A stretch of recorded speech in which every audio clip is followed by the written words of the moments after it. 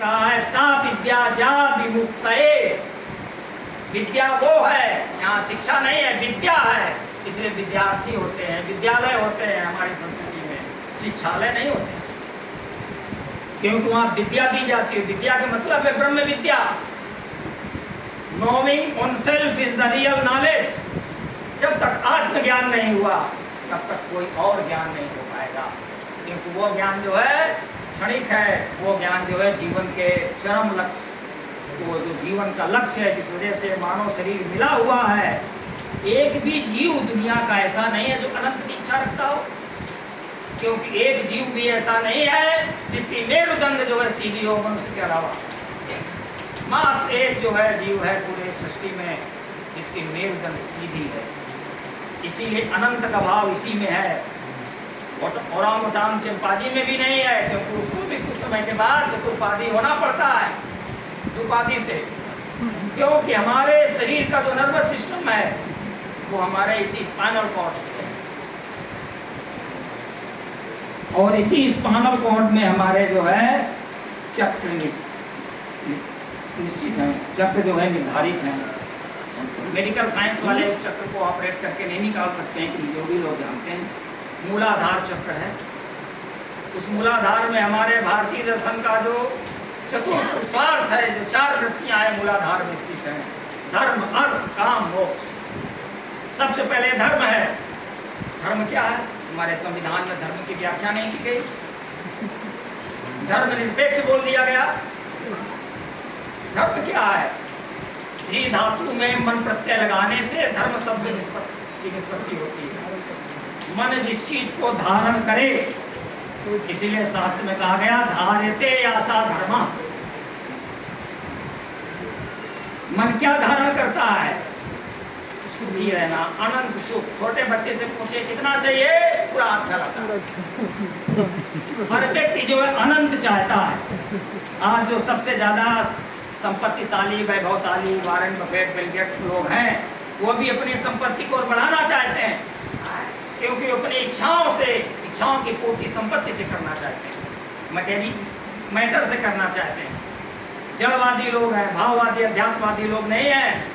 यदि होते तो केवल अपने आवश्यकताओं के लिए संपत्ति का प्रयोग करते, ताकि जो है समाज कल्याण में होता। समाज में जो हाहाकार मचा हुआ है वो धन के अत्यधिक संचय के कारण मचा हुआ है, क्योंकि मात्र 1% लोगों के पास इस पूरे दुनिया की 30 से 40% संपदा है। तो विचार करना होगा, हमारी शिक्षा ऐसी हो कि हर व्यक्ति की आवश्यकताओं की पूर्ति हो, क्योंकि दुनिया के हर व्यक्ति की आवश्यकताओं की पूर्ति हो सकती है, लेकिन किसी के इच्छाओं की पूर्ति नहीं हो। इच्छाएं हमारी अनंत हैं, आवश्यकताएं सीमित हैं, किंतु हमारा जड़वादी जो है, जो शिक्षा व्यवस्था है, वो कहती है शास्त्र में आवश्यकताएं अनंत। कितना गलत है, आवश्यकताएं कैसे अनंत हैं? हम हर चीज नपी तुली ले रहे हैं। भोजन मेरा वेल मेजर्ड है, ज़्यादा खा लेंगे पेट खराब हो जाएगा।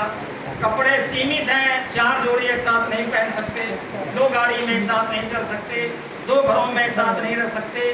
दवाइयाँ बिल्कुल लिमिटेड है, गोली खाना है 10 नहीं खा सकते। आवश्यकताएं हमारी कहाँ से अनंत हैं? किंतु शिक्षा व्यवस्था तो पूर्ण है, वो गलत शिक्षा दे रही है।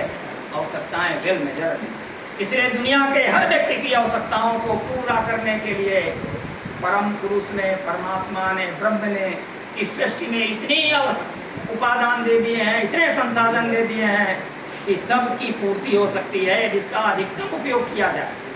क्योंकि अधिकतम उपयोग करने के लिए जल थल नभ सब में हमारे उपादान विद्यमान है, हमें केवल उसको प्रोक्योर करना है।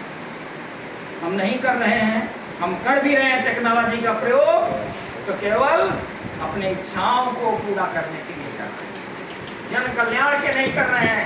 इसलिए टेक्नोलॉजी जब लाभ लोभकारी शोषकों के हाथ में पड़ जाती है तो हाहाकार पैदा होता है, अशांति पैदा होती है, जो आज है। और ये टेक्नोलॉजी यदि अध्यात्मवादियों के हाथ में पड़ेगी, ब्रह्मवादियों के हाथ में पड़ेगी, सबका कल्याण चाहने वाले लोगों के हाथ में पड़ेगी, तो शांति आ जाएगी। हमारा भारतीय दर्शन इसी शांति की कामना कर रहा है।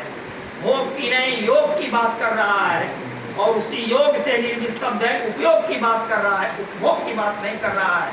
उप का मतलब होता है समीप, योग का मतलब होता है जोड़ना आत्मा को परमात्मा से। इसलिए हमारे जितने भी दैनंदिन क्रियाकलाप हैं, इससे हमारा मन यदि परमात्मा की ओर जा रहा है तो हम उपयोग कर रहे हैं, और यदि हम अपने इंद्रियों को संतुष्ट करने के लिए वो कार्य कर रहे हैं तो उपभोग कर रहे हैं। आज का जो दर्शन है हमारा, आज की जो व्यवस्था है पूंजीवादी, वो उपभोक्तावादी दर्शन है, उपभोक्तावादी संस्कृति है, कंज्यूमर कल्चर है, स्यूडो कल्चर है, जिसको अब संस्कृति बोलते हैं। हाहाकार मचा हुआ, परिवार टूट रहे हैं, उच्छृंखलता बढ़ रही है, पति पत्नियों में पट नहीं रही है। हमारे बचपन में मैरिज एनिवर्सरी नहीं होती थी, आज हो रही है। अनिश्चितता है कि 1 साल तक टिकेगा कि नहीं टिकेगा बंधन। समाज में 7 फेरे हैं और 7 जन्म का बंधन। ये अनिश्चितता क्यों है? क्योंकि हम उधर कोसी जड़वादी शिक्षा व्यवस्था की ओर बढ़ गए हैं, हम ब्रह्मवादी अध्यात्मवादी शिक्षा से विमुख हो गए। तो एक क्रांतिकारी परिवर्तन की जरूरत है, एक ऐसे परिवर्तन की जरूरत है जिससे हम इस शिक्षा व्यवस्था को शोषकों के चुंगल से मुक्त करें, राजनीतिज्ञों के चुंगल से मुक्त करें, और ये मुक्त होनी चाहिए। मुक्त का मतलब है कि ट्यूशन फीस ही नहीं, जैसे गुरुकुल में विद्यार्थी जाते थे,